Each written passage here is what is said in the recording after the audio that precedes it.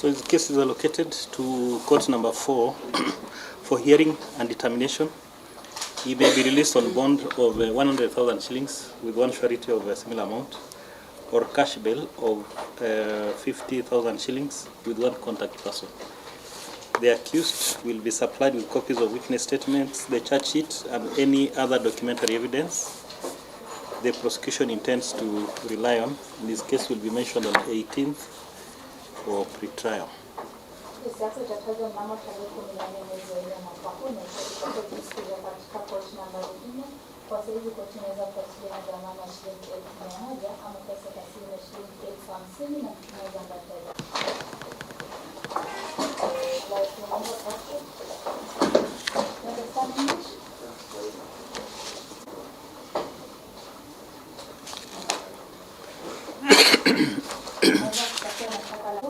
Kati ya tarehe tofauti ambayo ni kati ya tarehe 7 mwezi wa Agosti mwaka 2023 na tarehe 26 mwezi wa Disemba mwaka 2023 nchini Kenya, kushirikiana na mwingine ambaye yuko mbele ya mahakama, nilipanga njama ya kutenda uhalifu ambao ni kuiba dola milioni 1 ambayo ni shilingi 156 million kutoka kwa KSH156M International Trade Company Limited kwa kumdanganya kwamba ulikuwa na uwezo wa kuuza 84 metric tons za tantalum milioni 1 ambazo zilikuwa kwenye container ya Segu 2490020 na Segu 3374774 na TM 02881504, na hilo jambo lilikuwa najua kwamba ni la uongo. Ni kweli ama si kweli?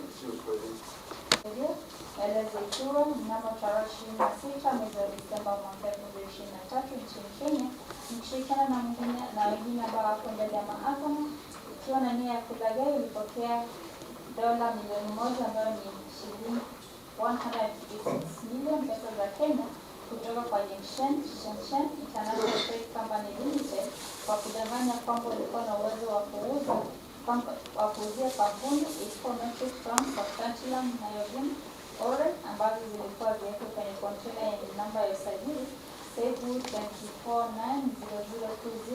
na Segu 3374774 na TM 028150. Na hili ni jambo lilikuwa na jambo la uongo. Ni kweli ama si kweli? Sorry? Mukuna.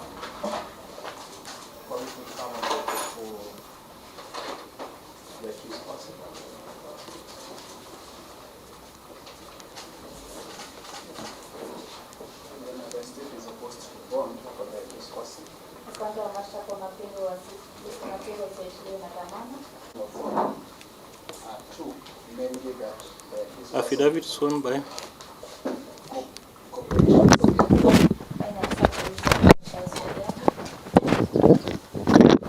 the two comparing reasons as to why the state is supposed to bond is one, that the accused person is a flight risk.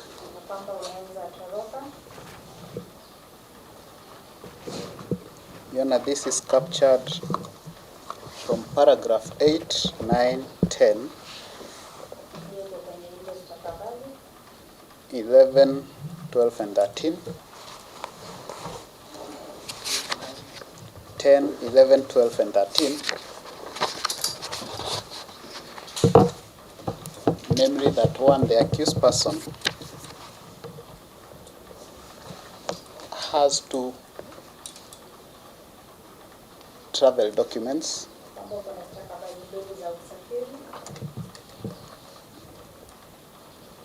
the accused person has a passport from the Democratic Republic of Congo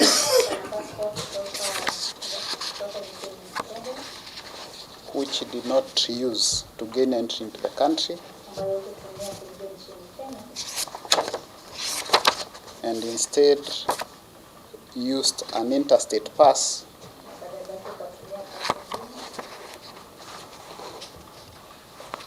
relying on a national ID from the Republic of Uganda.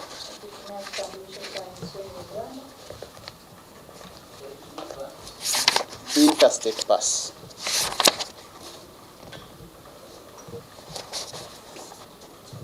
From from the Republic of Uganda. Your Honor, those annexures are annexed in the affidavit as Annexure 1, Annexure 2, and Annexure 3.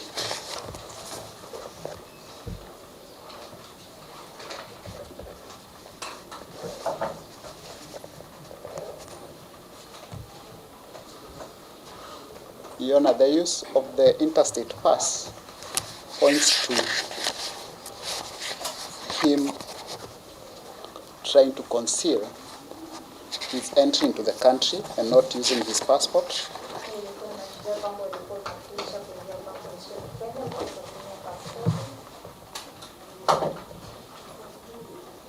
He has no fixed place of abode in the country.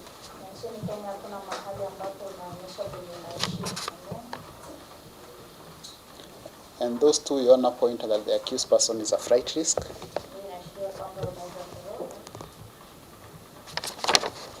Your Honor, the second issue is the true identity of the person before court.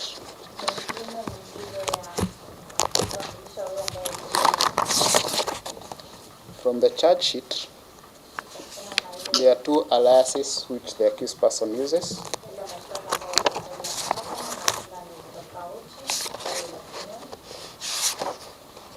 Which are captured in the travel document as well as the Ugandan ID card.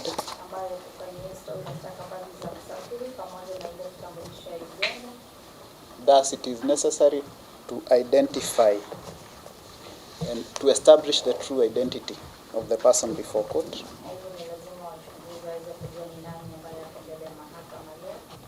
And the state is apprehensive that if the accused person was to be granted bond at this stage, without his identity being established, that goes to buttress my first point that he is a flight risk, because he could escape the jurisdiction of this court, and we would not know who escaped the jurisdiction of the court. Thus, Your Honor, we are praying that the accused person be denied the bond for those two major compelling reasons, Your Honor.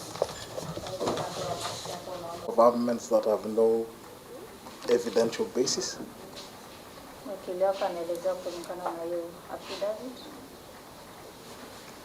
Your Honor, most importantly, when you have a casual look at paragraph 9,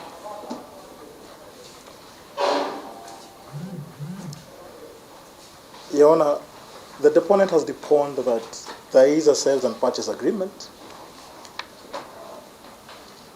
that captures a passport number and names that he alleges belong to the accused person. Your Honor, when you look at the annexure that has been annexed to the said affidavit, Your Honor, that annexure is barely legible. It is evident it's a photo of what might seem to be an identification document. Your Honor, the said agreement has not been annexed. Therefore, for all intents and purposes, this is barely hearsay. Yeah, it's important to note that Article 49(1)H is quite sacrosanct as far as bail and bond are concerned when it comes to accused persons. Your Honor, case law is tried that bail should not be unreasonably withheld unless there are compelling reasons. Your Honor, the investigators and the prosecution have alleged that my client is a flight risk. And they are basing this on the fact that he came into the country on an interstate pass from Uganda, while he equally holds a Congolese passport.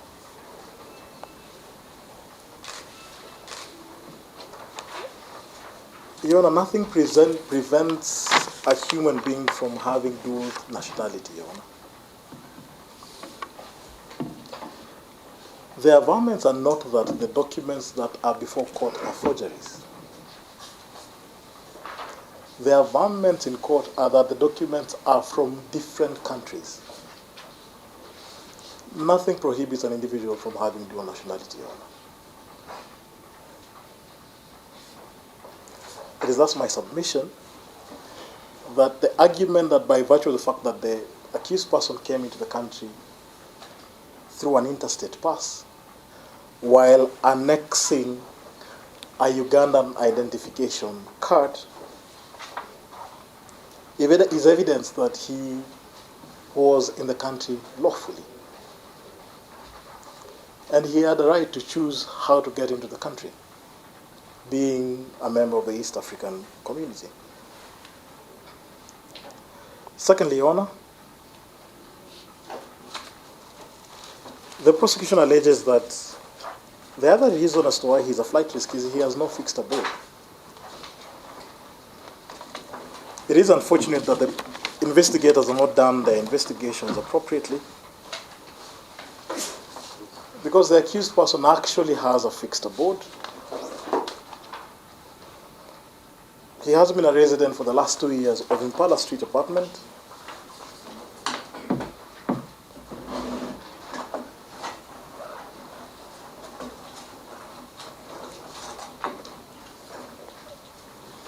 He has been a resident of Impala Street apartment, which is in Nyali, within Mombasa County. Impala Street apartment, which is in Nyali, that is within Mombasa County. He lives in house number 102. You know, had the investigators done their job? This is something that is basic to establish.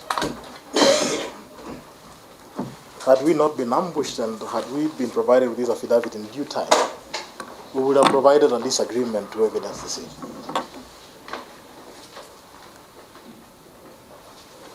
Your Honor, in particular reference to his identity,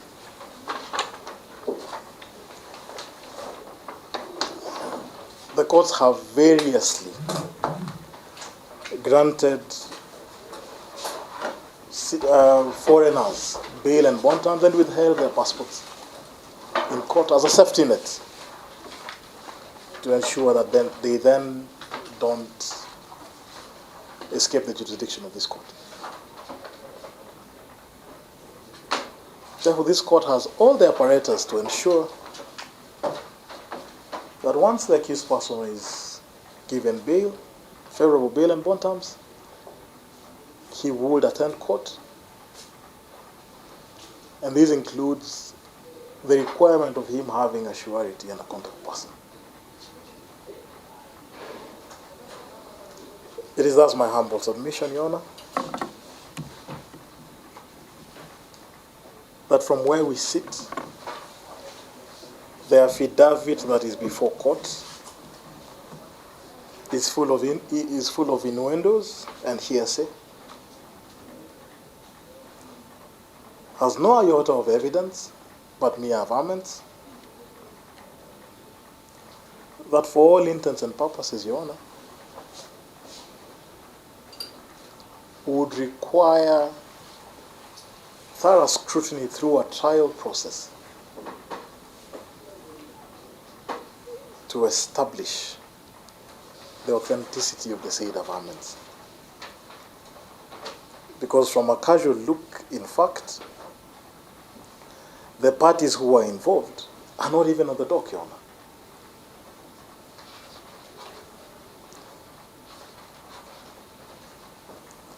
With that, Your Honor, it is thus my humble submission that you grant the accused person favorable bail and bond terms, and this court has the necessary gravitas to attach necessary conditions to ensure the accused person attends court. That is all for now. For the court to disregard, stand from the record, issues of facts emanating from the bar, same do not hold the strength of an affidavit or sworn testimony, Your Honor.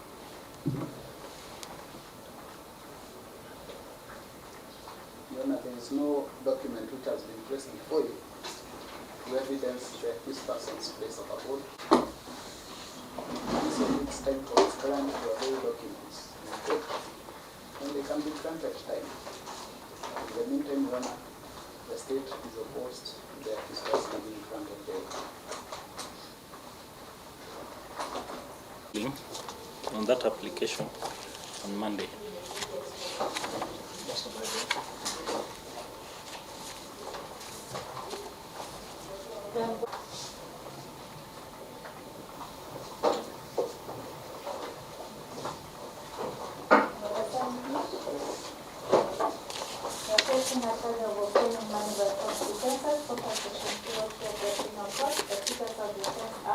Between 24th November 2023 and 28th February 2024, the money within Nairobi City County with intent to defraud, they obtain $103,000 from Hainan Gold Long International Trading Limited